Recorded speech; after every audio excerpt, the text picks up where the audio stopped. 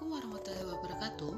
Pada pertemuan ini, saya akan melanjutkan pembahasan tentang modul pembelajaran pertama yang terkait Acquisition and Disposition of Property, Plant and Equipment. Mata kuliah ini Akuntansi Keuangan 1 yang diampu oleh dosen Ibu Triastuti, saya sendiri Khalida Utami, dan Ibu Dr. Laila Fujianti. Sukses tidak akan menampakkan dirinya pada orang-orang yang malas. Salam satu biru, Pancasila. Adapun pokok pembahasan yang akan dibahas pada pertemuan ini adalah pokok pembahasan yang kedua dan ketiga, yaitu penilaian properti, pabrik dan peralatan, akuntansi untuk biaya setelah akuisisi, dan terakhir disposisi, properti, pabrik dan peralatan. Adapun materi topik yang kedua, yaitu penilaian dari property, plant and equipment. Suatu perusahaan akan mencatat properti, pabrik dan peralatan berdasarkan pada nilai pasar wajar dan nilai wajar aset yang diterima saat akuisisi. Hal ini bergantung pada mana yang memiliki bukti yang lebih jelas. Adapun permasalahan akuntansi yang terkait dengan penilaian properti pabrik dan peralatan. Yang pertama, diskon tunai. Diskon tunai jika diambil oleh konsumen, maka dapat dipertimbangkan sebagai pengurang aset yang dibeli. Yang kedua, menerbitkan saham.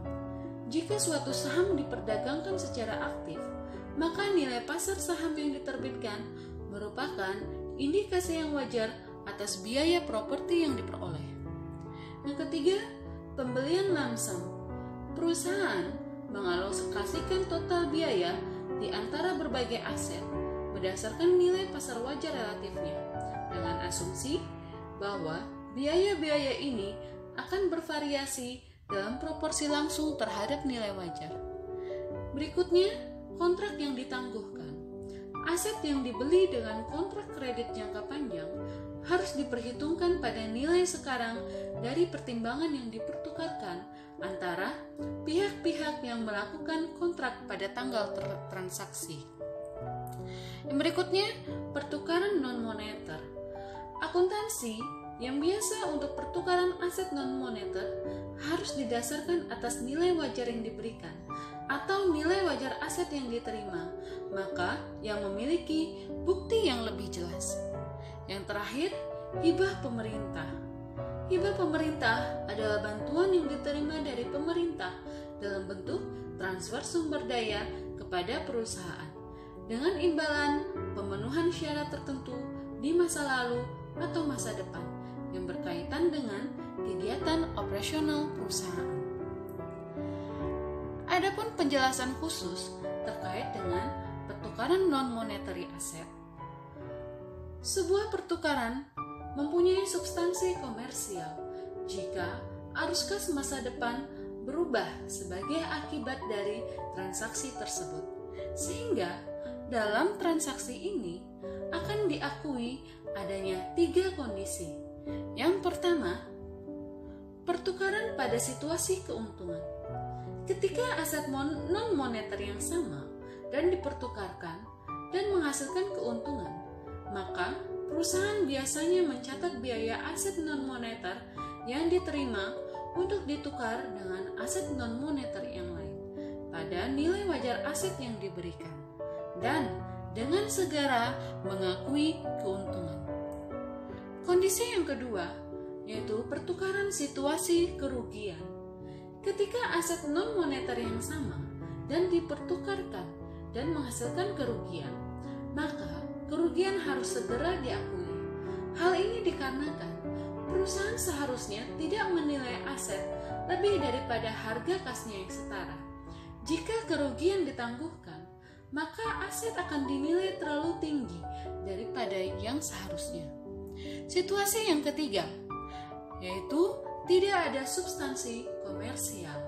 Ketika perusahaan melakukan pertukaran tanpa ada substansi komersial, perusahaan dapat segera mengakui keuntungan. Topik yang berikutnya yaitu terkait dengan akuntansi untuk biaya-biaya setelah akuisisi. Secara umum, biaya yang dikeluarkan untuk memperoleh manfaat masa depan yang lebih besar harus dikapitalisasi. Sementara, pengeluaran yang harus ditujukan untuk mempertahankan tingkat pelayanan tertentu yang harus dianggap sebagai beban. Adapun 4 jenis pengeluaran utama yang terkait dengan aset tersebut. Yang pertama, penambahan. Setiap penambahan pada aset akan dikapitalisasi karena aset baru telah diciptakan. Kedua, perbaikan dan pergantian. Perusahaan mengganti aset ke aset lainnya melalui perbaikan dan pergantian dengan tujuan untuk memperoleh aset yang lebih baik. Ketiga, penyusunan kembali dan reorganisasi. Biaya ini merupakan pengeluaran yang ditujukan untuk memberikan manfaat di periode masa depan. Yang terakhir, reparasi. Pengeluaran yang dilakukan untuk mempertahankan aset tetap berada dalam kondisi siap untuk operasi. Topik yang terakhir yaitu disposition of property, plant and equipment.